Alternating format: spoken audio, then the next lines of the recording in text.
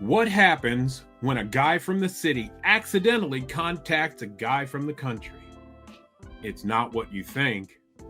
They strike up a conversation and same difference is created.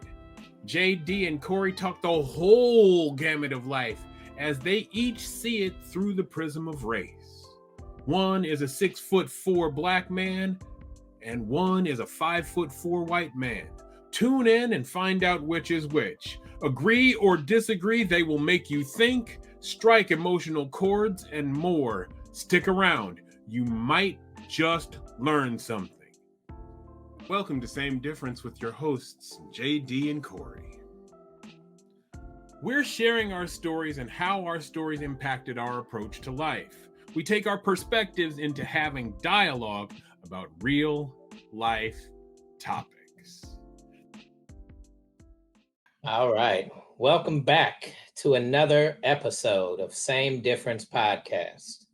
I am JD Mass, one of your co-hosts, and I am here with Kory May from Welcome Iowa. aboard, Doctor. Doctor, so good to see you. Thank you. It's great to see you too. And it's great to be heard by everybody. Once again, we want to send a shout out to VPR Radio, to Kiana and DJ FMI for continuously showing us love and support. And I want to just send some shout outs to the Race for What team because they are working hard behind the scenes to help us put this together.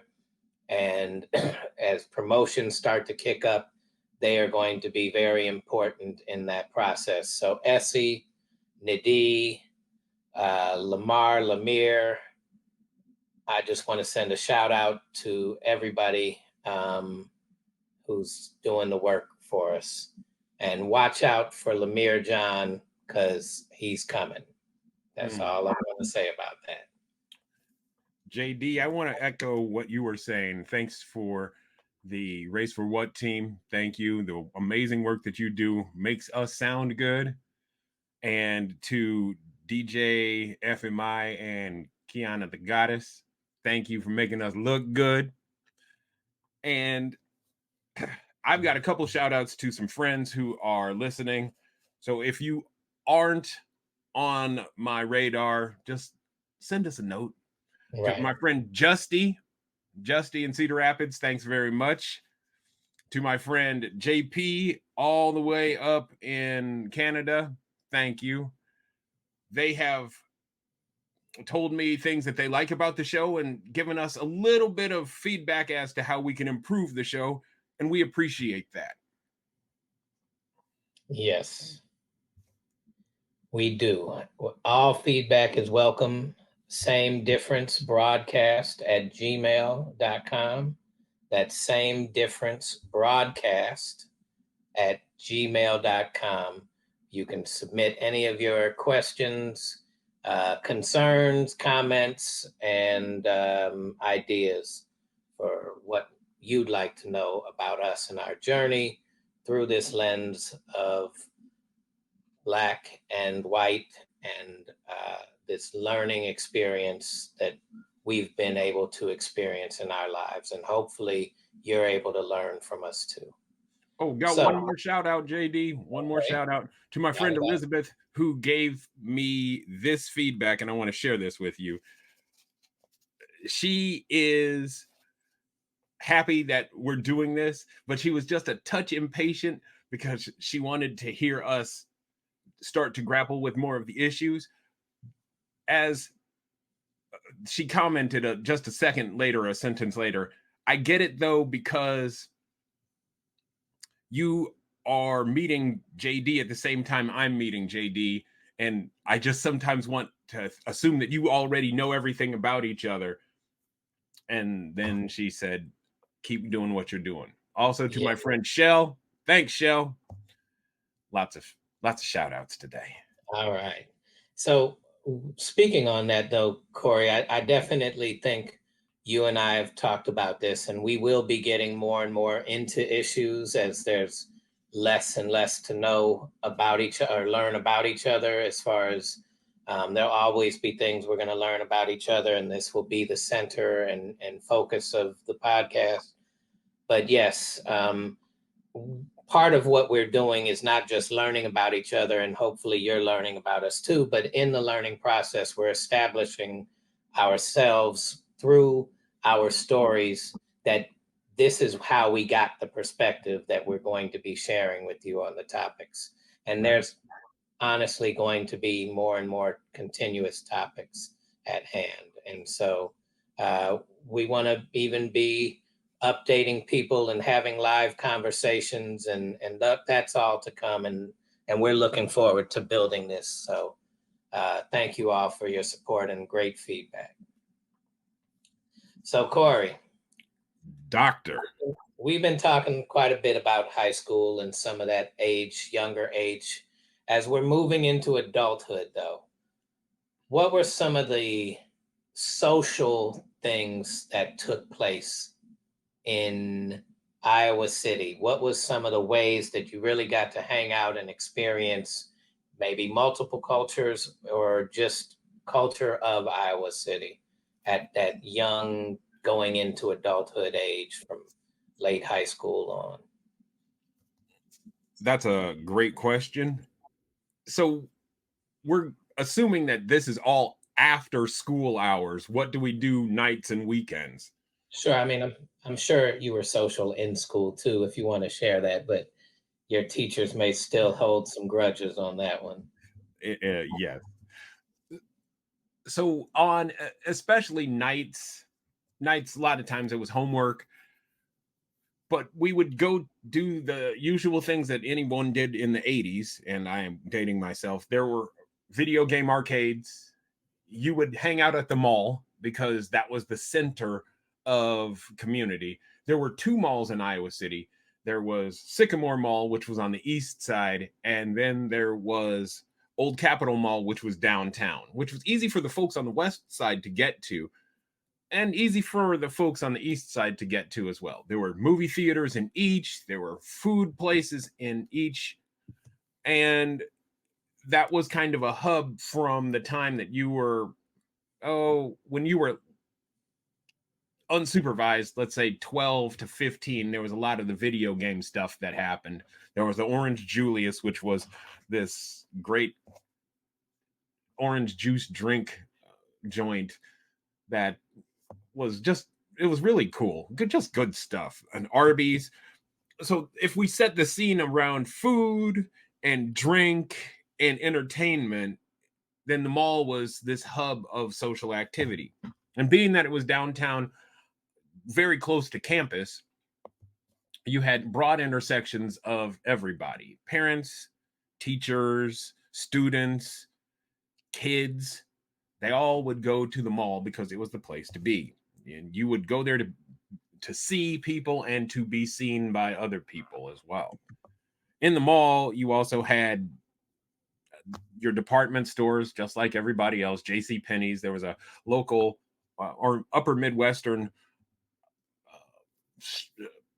store called Yonkers that was higher end, and it worked.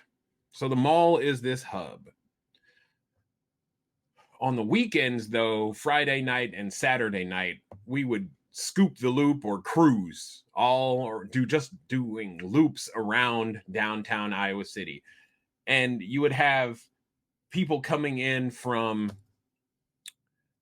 the surrounding suburbs, the little towns, and they would come in and drive around, and boys would do it and the girls would do it. It was all, again, trying to be seen and seeing who was out there. Many relationships, short term or long term, developed out of catching someone's eye and striking up a conversation. I was often just a wingman on those adventures, but good funny things happened as well. If you want to dig behind the scene a little bit, there is a good deal of drinking as well, because Right. one, there was nothing else to do. I shouldn't say nothing else to do. It was easy to get drinks. You'd pay a college student to go buy you some alcohol.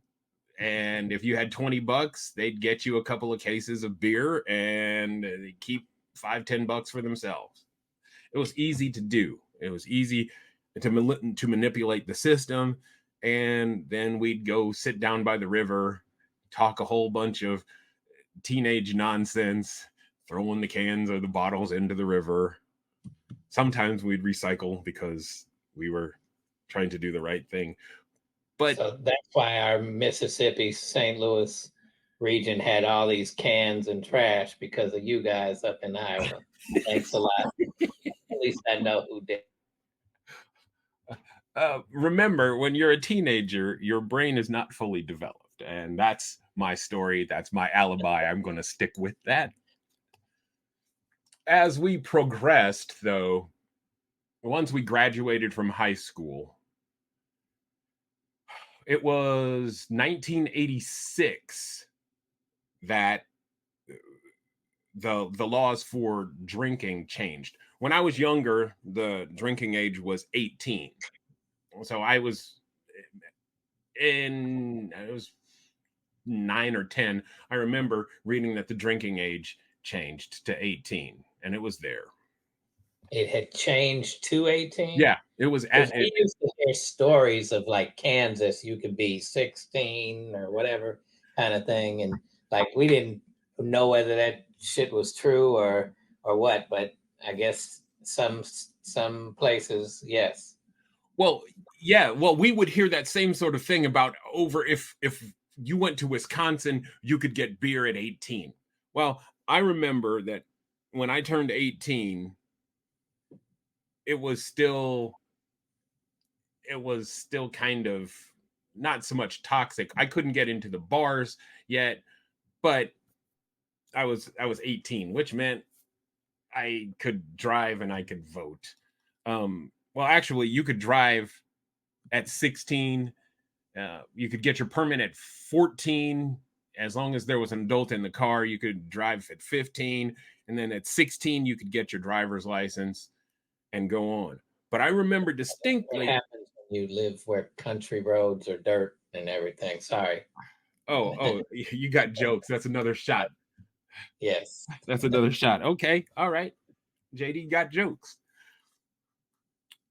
It was the beginning. It was after my freshman year that the law changed in Iowa. And if you were born before June 30th, or I think it was July 1st, if you were born before July 1st, you could buy alcohol, you could go to bars, and at 19.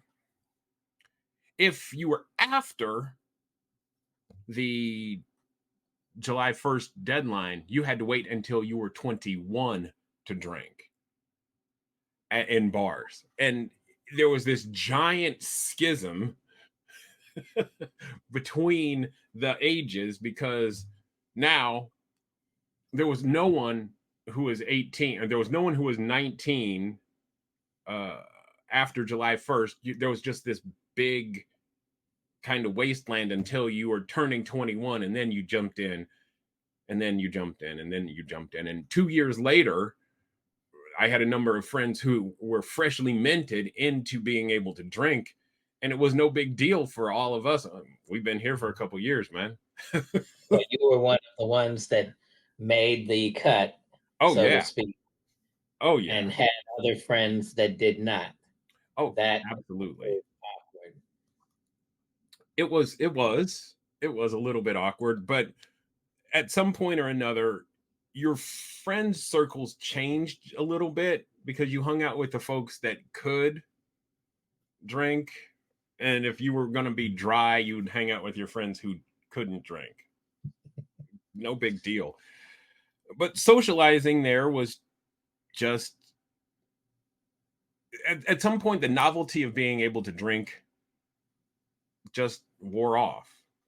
So it used to be, woo, trying to crash it, trying to crush a beer can on your forehead kind of stuff. And at some point or another, it's like, nah, I'm gonna be here and chill. That's a white people thing. Go ahead. Yeah, that it is. It is. But there was no real reason to be drunk and obnoxious. There was no real reason to it. At least as far as I felt about it. When we were back in high school, again, there would be keg parties. People, if you lived on a farm, you had an acreage, you could have your keg out in the middle of a cornfield. Yeah, I know. I get all the jokes. You could have your keg in the middle of a cornfield. You could have a bonfire, and no one's going to know because you're in the middle of this area. There's a whole bunch of cars parked out there. Boom. Was that sometimes uncomfortable? Yeah. If you're out in the middle of the country and you're the only black guy there, you need to keep your eyes and ears on a swivel. Yeah, I was going to ask you about that because when we get to talking about mine, cruising was a predominantly black thing in St. Louis. So, go ahead. I would like to know a little bit more about in the middle of a cornfield because I'm already afraid for you. Well, nothing bad ever happened, but there was always this sense of keep your head on a swivel, don't drink too much. And many of my friends didn't quite understand it, why I was somewhat uncomfortable. Now, don't get me wrong. If you're going in a group with 10 deep, that's not a big thing. Right. That's not a big thing. I can be in the middle of all that. But if it's just me, that would end up like on the Discovery Channel. Fluffy, the three-legged gazelle at the edge of the herd. That would be me, right? I ain't down to be Fluffy, right? There was a lot of adoption of, again, because we're in Iowa, a lot of country music, and sometimes the attitudes were not as friendly to me as I might like. It is what it is. But what it taught me more than anything is in situations like that, you look out for yourself. Keep your eyes and ears on a swivel. Keep your head on a swivel. Don't drink too much. Be mindful of your interactions. And it made me be very mindful, again, of who it is that I drink with. Right? Yeah. We may have talked about this. I'll reinforce this point. We can go to McDonald's and I can eat with all those people in McDonald's, but the people with whom I choose to dine and have at my table is a select few. I feel that same way about with whom I drink. Mm-hmm. Not everybody gets to see behind that. And not everybody gets to see someone when we're drinking at all. We don't do that. I don't just drink randomly with everybody anymore. Well, and to an extent, when you're using an enhancer, whether it's alcohol, smoking weed, whatever, there has to be some level of trust that you're going to be okay, allowing yourself to be vulnerable with these, with these drugs or alcohol kind of thing. Right. The drug scene was not so important to me. And drinking as I grew older became less and less important. I metabolize alcohol fast, so it's not a big thing anymore. If I drink, it's to celebrate, and usually it's just like one drink and we call it good. Yeah. So when you're in these places, does does the social experience of having kind of your crew versus still being in the minority there give you a level of being able to differentiate how you judge white folks, because we're so segregated as a culture, especially growing up in the eras in which we grew up and our parents grew up? It was a thing to be a minority in a certain situation. And quite often, Black folks had to find themselves in minority in work or other things. But in these social settings, you didn't have to find yourself in those things. I mean, probably less for you because of the amount of population in the city you grew up in. But did it give you that experience that you noticed as you went older, and moved around, that, hey, I don't have the same judgments or different, ways of looking at it? Yes and no. Okay. Yes, in terms of individual people. Yeah. No, in terms of large groups. Hmm. I feel safe around individuals Right. of of a history that has proven to me that, hey, I can simply be right. Right. Large groups, depending on the situation, that's a horse of a different color. I need to keep my wits about me. It's Mm-hmm. This is where the term woke came from, not Mm-hmm. the way the word has been co-opted by Mm-hmm. the right in the last 10 years. But I would woke say both means sides. what? I would say both sides. Fair enough. Uh, Everybody's got their definition, but go ahead. yeah, woke was not this giant umbrella of we're going to just throw everything under the sun under this, and it is the the umbrella that covers every pet project for every type of Correct. person, or on the other side of it, every hated thing that you think is the decline of Western civilization. No, woke was about, hey, you need to keep your eyes and ears open wherever you go because you can be murdered. And this goes back to, I believe, a Lead Belly song way back in the 20s, and it was amplified again through different other Black media, up to and including the Green Book for Negro Travelers. That was all about being woke. Now, They, in that context, it's knowing where you can and cannot stay, hmm. knowing where you can and cannot eat, Right. knowing those places where you can stop safely for gas, and those places where you may be at absolute peril for being murdered.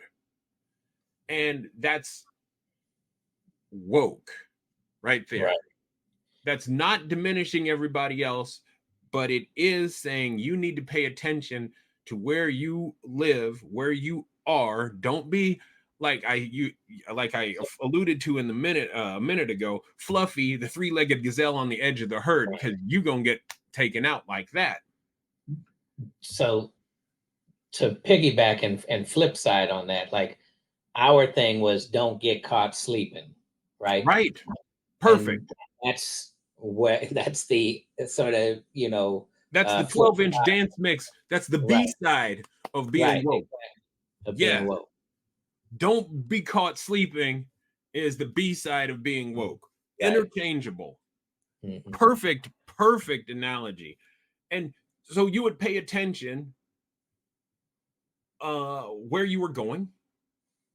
And if you didn't feel like it was going to be a safe place, you didn't go. It was Right. just that simple. It was just that simple. Yeah. Was there a point, is cruising still going on in Iowa City? I don't know, because usually, um, You're an older gentleman now. Yeah, I am. You know, dinner at 4:30 because getting close to that right now. Dinner at 4:30, and you know, a second episode of Golden Girls, and I might be asleep on my couch. Don't hate on Golden Girls Oh now. no, you know I'm not. But I have to watch Living Single before that. Then Well, I can. that gives you the cultural pass. Yeah, absolutely. Oh my goodness. We'll definitely do an episode on television shows. But Of going, course. But there was great joy though in still being able to pick and choose your spots mhm, and to see people that you cared about, right? yeah, So there'd still be watching football games. There'd still be grabbing, watching movies. Because remember back in the day, well, maybe you won't remember, I do. vi- um, video cassette recorders, the VCRs and the tapes. Those long before DVDs and Blu-ray and streaming. Right.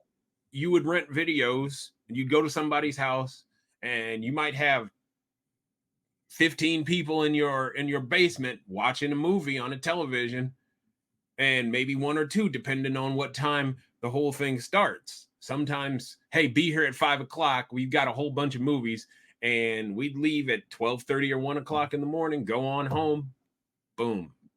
Now ideally we would pay attention to curfews of midnight, but sometimes we blew past that. When people think that I live in the sticks, it's not really that slow. It's not when you've got a university in your backyard. University always had things to do, and a lot of my friends were involved either as performers with the university. I had a whole bunch of friends who were in dance, like ballet, and they performed with university productions or singers. But there was Mm. always something to do, and it didn't always include drinking.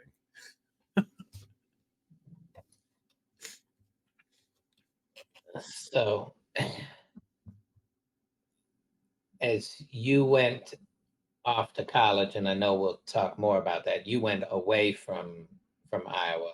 Oh, Did I you did. notice a did you feel a difference in the social in the way you were able to socialize? And I know we'll get into this much deeper in the next, Oh, just that from the Iowa city to DC, was it right? oh, I went to Atlanta after after Okay. my senior year of college. I mean, my senior year of high school. I was a freshman, and that's a whole nother story for a different time. Oh, Right. so But just from the feeling of the difference in how you hung out. oh yeah, much different, much different. To go from Iowa City to Atlanta, big cultural, big cultural shock.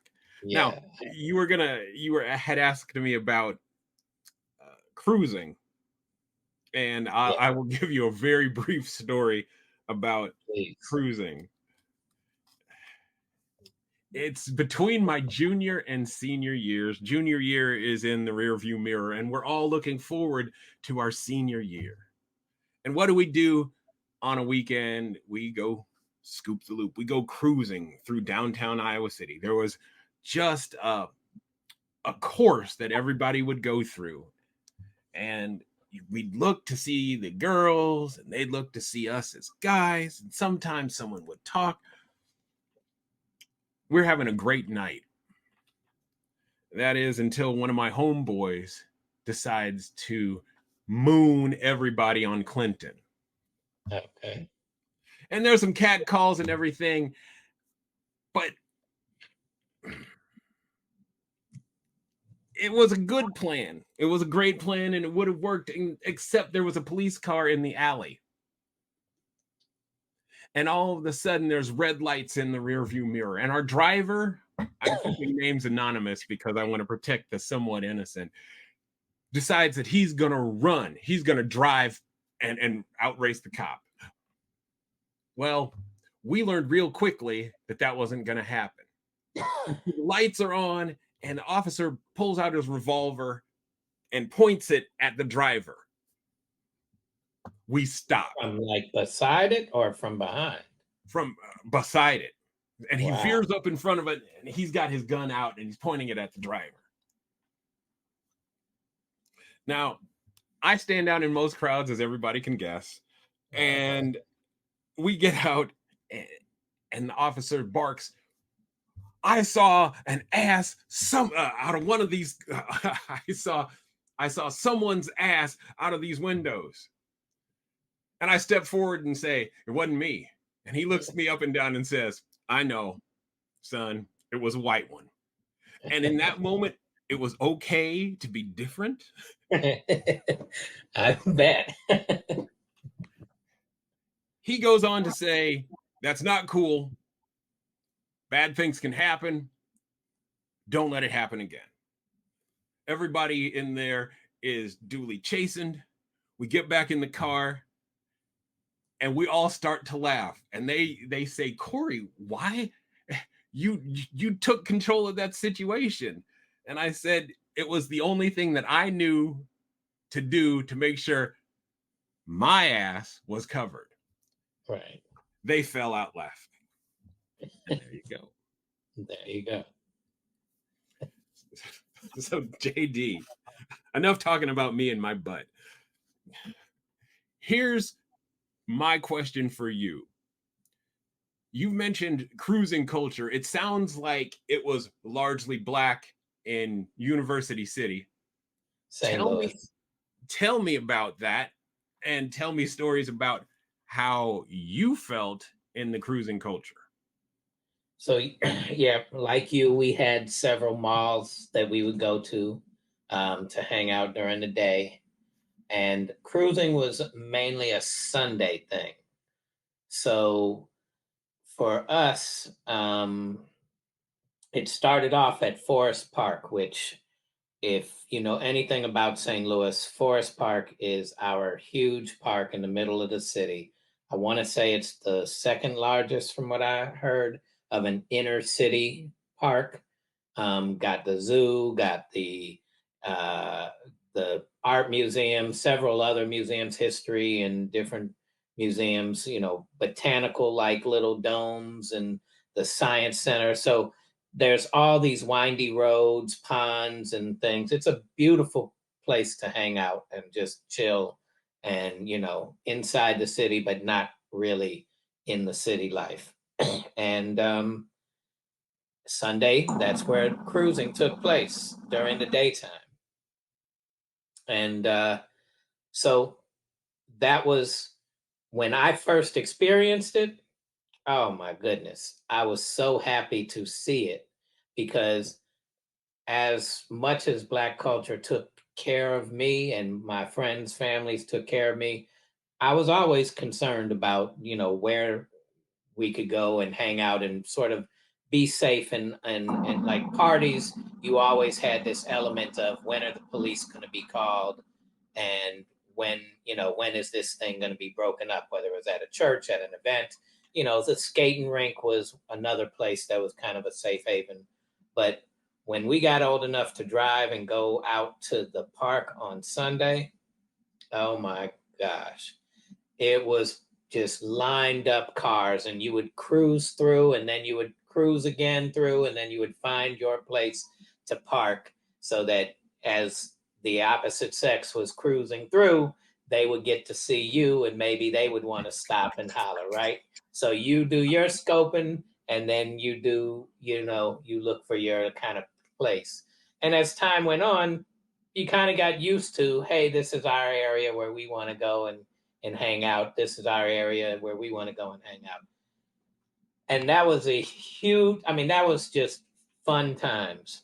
From there, you would wait until the police would kind of come and go, all right, enough's enough. It's getting dark, you know, or getting ready to get dark. You go home, and you would go home for a little bit. Maybe those who indulged in smoking weed would smoke some weed, do some whatever, do maybe some even drinking. Um, that was done partly at the park too. But then you would get to go, and we would get to go to an intersection that had all these fast food restaurants in the north side of the city. And the White Castle at Natural Bridge and Kings Highway was like the mark of where you wanted to. That was the prime spot, but basically Natural Bridge and Kings Highway was the intersection, right? And you'd go down, maybe a couple of stoplights, turn around, and the cruising just took place for hours in the dark at night. And it was just a really fun place to be. Um, every now and then there would be a level of violence, and that was always used as sort of the reason why that needed to be shut down. But for the most part, it was truly just a beautiful, beautiful experience that probably reduced the level of violence more so than caused anything like that. And I just remember how it was used, that small amount of violence from, okay, no longer in Forest Park. Forest Park was the premier park. You can now go into the park in the North City, and that was O'Fallon Park. And so now we were in O'Fallon Park, and there was a different kind of feel to it. It was a little bit more grimy, but it was still like, still cruising. And there was probably a few less white folks, but there was always only a few white folks in general out there anyway. And never would you just see, you might see a couple of white girls just hanging out together, but you would never really just see a group of white folks. It would be a white friend like myself in that. So, did the white folks have a place where they cruised? I wish I knew. Ha! As you're saying this, that happened in Iowa City, it made me go, I wonder if I just don't know that white folks actually cruised out in Chesterfield or down in Arnold, Missouri, or somewhere else. Like, I have no idea. And I'm hopeful that they did, because it was a very enjoyable time for me, for sure. Maybe they all came up to Iowa City. Maybe they went to Iowa City and drank So, on the way up there because they were 19. so related to that, were the cars that you all drove, was it this like part car show, part Oh, so part not everybody. We didn't have those in the early stages, but as we could get more and more into that, yes, we did. We did have nicer cars on nice rims with nice paint jobs, and certainly, this was at a time when sound systems was the thing to have, right? yes, sir. Traffic jams was a spot in U City on Olive, right across from Heman Park, and that was a big deal. Traffic jams was like always popping, and that's where you wanted to go to support your local owned Black business and get your car alarm, your stereo system put in, your whatever kind of electronical upgrades you wanted in your car. Right. And yeah, so if we didn't have them, we'd still love to see them. We'd love to see it when they were hopping down the street. We'd love to see it when you know So, all of that. oh yeah, so we're talking about two slightly different generations of cars, because remember, well, of course you're going to remember the sort of uh the car shows that you would see in the music videos started to take place after we were cruising, Uh-huh. right? After we were cruising in high school. Did you, in that music that you're booming, who was popular at that time for the music? And also, how were you looked at being the white guy in the middle of this Black social function? Um, I was probably looked at and and double taked quite a bit. I was shy socially, as far as once I get to know you, I'm an open book. I'm gonna crack my jokes. I'm gonna say what I gotta say. I'm gonna let you in to my way of thinking. But in the beginning, and especially around girls, I was timid, so I just was there. Literally, I've almost lived my entire life as a social observer, and I just really enjoyed being that and being around people that I knew had my back. Like you said, I, I wasn't going cruising if it wasn't with at least three other people in my car, Right. right? And so, or at least with several other cars too, full of people. So, um, I I was there experiencing it from a social experiment kind of thing. There wasn't a whole lot of dialogue back and forth for me during cruising. Where the dialogue really happened was at sporting events. And what I mean by that is like midnight basketball came out when we Right. were in prime of like high school to early college. And that was another great time and experience for me. And that was in the hood, in the inner city. I was definitely one of, if not the only one of two at most white boys walking up into Wolves Center, right? Hmm. Which was also on King's Highway and Dr. Martin Luther King. And so, right, like, and then when we go to other parks, we were going into what would be called dangerous areas. And so there was this sort of time when we were having, the adult leagues, and we were the young kids coming into the adult leagues. But because we played together so much, and I didn't play, I just was the fan.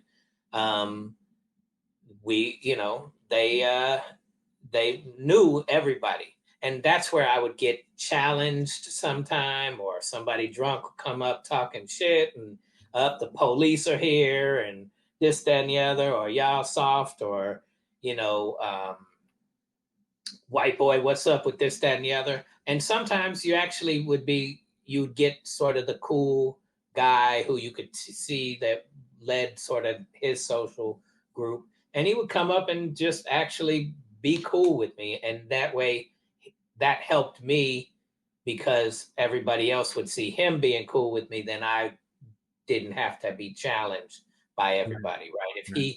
If one of his people kind of got out of line trying to challenge me a little bit, or say something about my white ass, or this, that, and the other, or what you doing over here, kind of thing, and he was like, "Hey, let him be," or he would say something back to me in a very welcoming way, it would calm things down quite easily. So that was the heart of it, right? And that Right. was the experience in the inner city. In the county, it was about going to the mall. It was about being, at the local park. But the two main sports, because Nelly and Kiwan played softball, and once again played with all the adults. At Heman Park was a big softball. At the at Fairground Park, which is in the heart of the north side, was a big softball community. And if we went to both of them, I'd be typically the only kind of white guy in the softball area.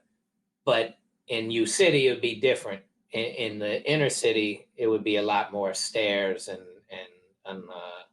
whatnot. And there was a lot more, women around even then, watching the softball or trying to get with guys and hang out and all of that. And so, That softball experience that you're telling me about, those were organized leagues, and y'all would play from yeah, what April to October yeah, basically.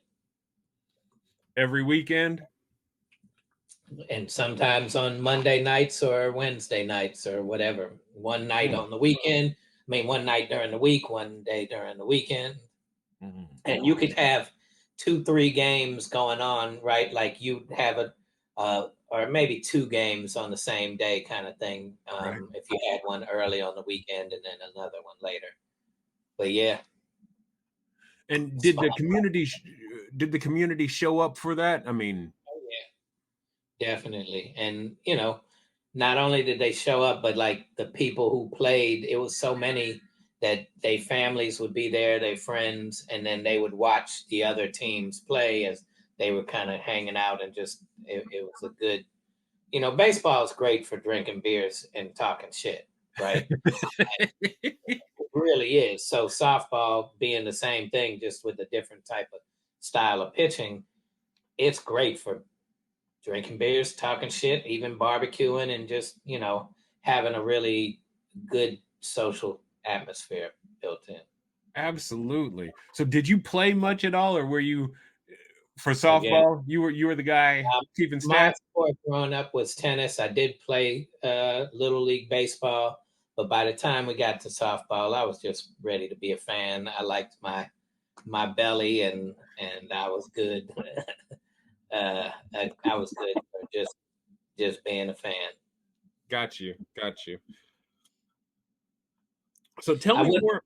Go ahead. Go I ahead. think I wouldn't have played a different position than Kiwan, who was our second baseman, and there was no way I was going to get any playing time with him being the second baseman. So Right. that was another reason why I chose to just be a fan.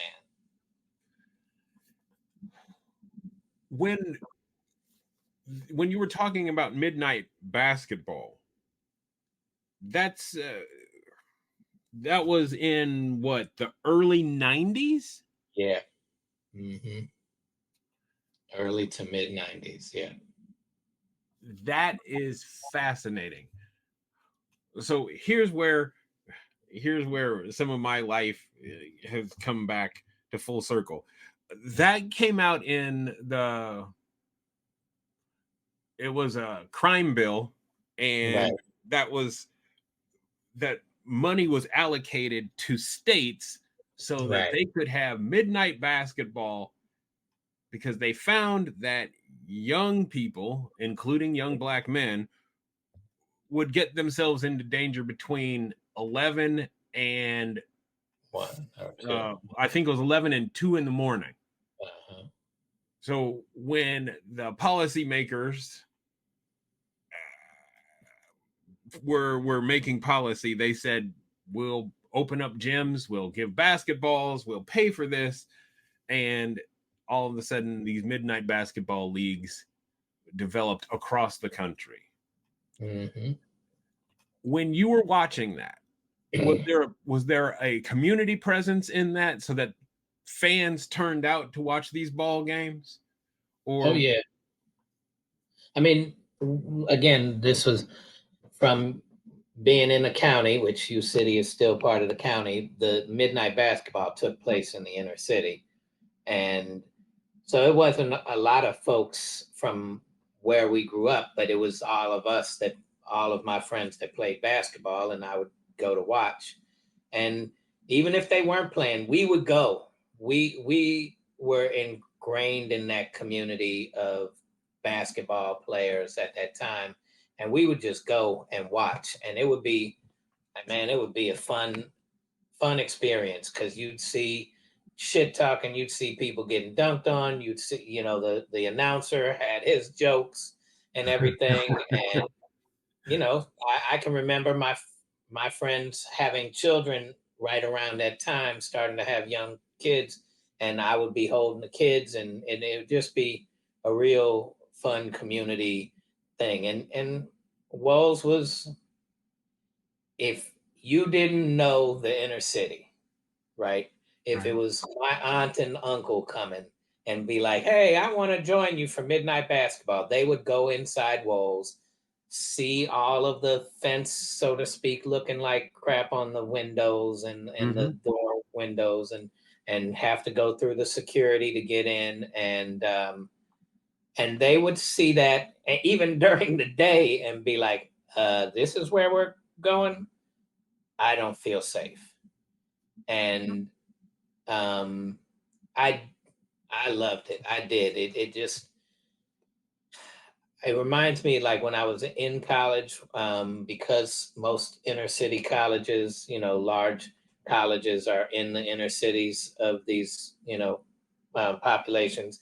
And so at St. Louis U, when I went there, and I know we'll get into college later, but there was a point in one of my classes where they were discussing going to the north side, and it was a bunch of white students talking about, well, just a mile north from here, and you could go there and you might get killed. And I went, yeah, not you. And they were, what do you mean? If you go there, they're much more nervous about making sure you get out alive than you think. You're not as much in danger. There's hope you leave because you bring police trouble.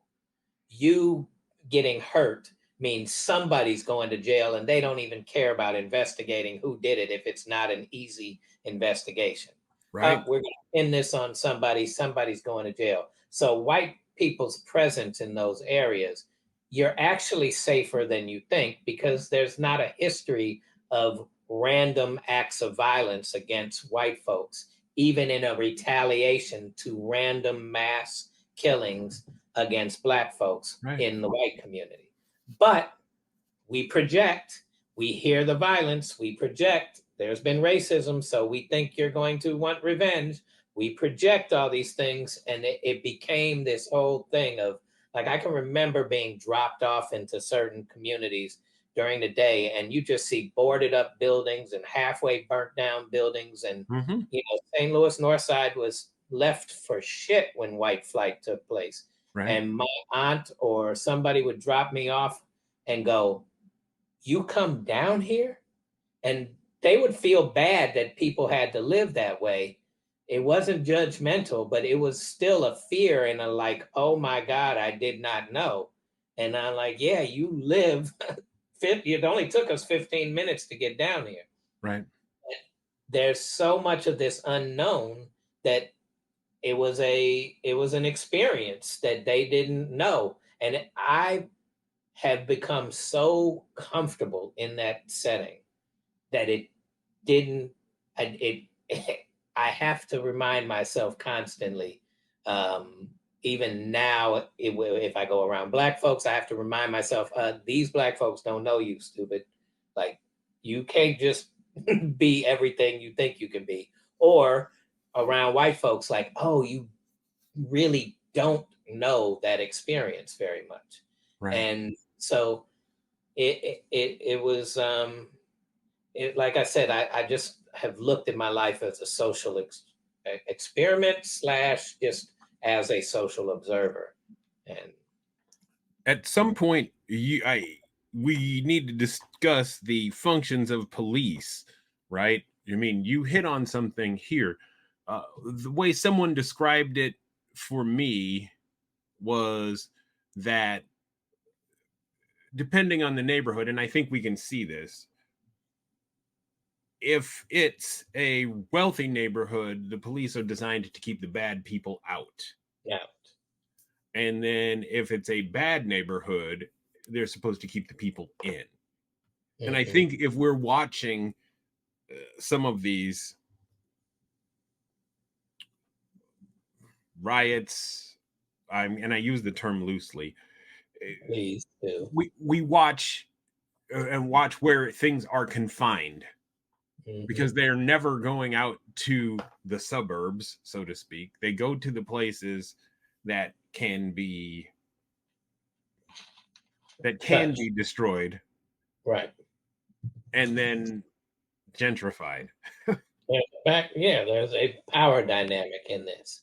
Right. And oh, go ahead, please. It's often ignored in conversation and in media presentation. So go ahead. When you were observing, did you find out that were there white teams that came in and played? It was all Black? Oh yeah. I know. You know what? I remember going to some tournaments in South South County and whatnot, where there was mostly white teams and Black teams would come there and play. I can remember maybe a few, if I really think hard enough, that times where I could see folks of different colors. But for real, it was segregated like everything else. This was the Black League, that was the White League. Don't come across those lines, kind of thing. And I think there was more a willingness to be inviting from the Black folks, but they were also going to be themselves. And if white folks just felt uncomfortable, they would just go to the white league, right? Right. Wow. I would be curious to find out if there were places, because you've spoken of segregation, and I have done it in a kind of roundabout way myself, whether there was a white cruising area. I would, in St. yeah, Louis. I wish I knew somebody to ask about that, but I'm going to have to check into that. And just for my own knowledge, whether we can report it back on this, I need to do some researching on that. You know, if it wasn't for high school sports, that's probably where the most integration was, at least in St. Louis. And I remember this conversations that I've had with white men who have told me how sports coming to U City for playing basketball, because they went to Lafayette High School and that was down in the county in the white areas, or they went to some other rural spot or West County, coming into U City and or playing basketball in general. U City players coming there at least gave you an interaction, right? And we touched on this, but that you got to be and see Black folks and interact with them in the same way that you have to interact with your teammates. They have to interact with theirs. And U City's gym is scary. It is. We are no seriously. The court is down here. The stands are up here in a U. There's one wall, and then the rest of the stands is up above, screaming down at the player. Oh, wow. That is fucking scary for anybody. I don't care, black, white, remove race for a moment.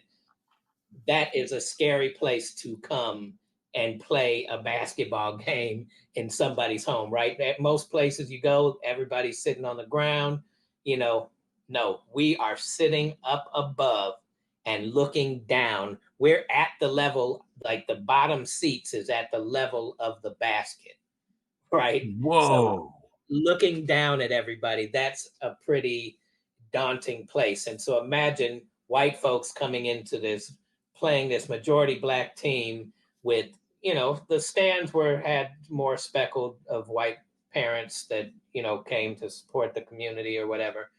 But it's still a large Black populated crowd. And this is screaming down at you. Yeah. So that gave an added element to that for sure. Have they remodeled it, or has Hell, it? we never take that away. We No. got. I'm just saying, like, upgrade the facilities, keeping everything the way it was, but just I would reinvest imagine in they it. did. I believe so from the last time I was there, but I have not. Oh man, I wish I would have gone and seen the gym the last time when I was there for my book signing. But yeah, I need to go back and just see the U City gym. Nice. It's interesting, and this is probably going to be the last thing that I've got to say, is that as one of the legacies of segregation is that we're seeing the developments of separate, I don't know necessarily equal, but we're seeing the developments of separate things, right? You've got a Black league legacy, you've got a white league legacy of segregation. We're not able to determine whether white folks had a cruising area, but we're seeing, because of the segregation in St. Louis, Blacks up here, white folks here, parallel developments for resources and outlets for recreation. The Delmar Divide. Yep. Interesting. It is. Gosh, it's almost time for us to wrap up, JD. It's about that time, and I look forward to continuing this kind of age of development conversations as we get into our college stories next, because how you become an adult and start to see the world through what you appear to know as you're becoming an adult is a really at least it was for me. It was very interesting times, and I know I'm seeing my son go through that now, and so I'm really looking forward to our next conversations about that kind of college experience. Right. That's very similar to what my kids are telling me now that they're all adults. As a matter of fact, I want to give a shout out today. Uh, this particular calendar day is my eldest son's first wedding anniversary. And Oh, congratulations on that. yeah, November 5th. Anyhow, the question that we are going to be dealing with coming up, dear listeners, are going to be the ones that are in front of us. And while you're getting to know us, please understand that there's still more stories to be heard from us. And hopefully, we'll be able to tie many of the things that we've lived through into things that are happening today. Rest assured, you're going to get dialogue about what's going on in front of us. It may not be polished, it may be a little unvarnished, but we're going to get there, and we're going to get there together. All of this is happening organically, and we're meeting each other every single week. So you're learning about us at the same time we're learning about us. Doctor, tell him. Just thank you all for listening, for following along. This is Same Difference Podcast. And I am JD Mass, and my co-host is Kory May. We'll see you next week. See you next week. Thank you. Thank you for tuning in to another inspiring episode of Same Difference. We hope this journey through unique connections and diverse perspectives has left you with fresh insights and a broader understanding of the world we share. We're humbled by your support and enthusiasm for the incredible stories and discussions we've shared. And remember, our mission is to foster critical thinking, embrace new perspectives, and spark conversations that bring us closer to an equitable world. So, if you've enjoyed our podcast, please don't forget to subscribe, rate, and review us. Your feedback means the world to us, and it helps us reach even more listeners. And if you have a story to share or a topic you'd like us to explore, don't hesitate to get in touch. We're always looking for new voices and fresh perspectives to feature on Same Difference. Until next time, remember that our shared humanity is our most powerful asset, and by working together, we can bring about positive change. Stay curious, stay compassionate, and keep making a difference. Thank you for being a part of Same Difference. Take care, everyone. See you in the next episode.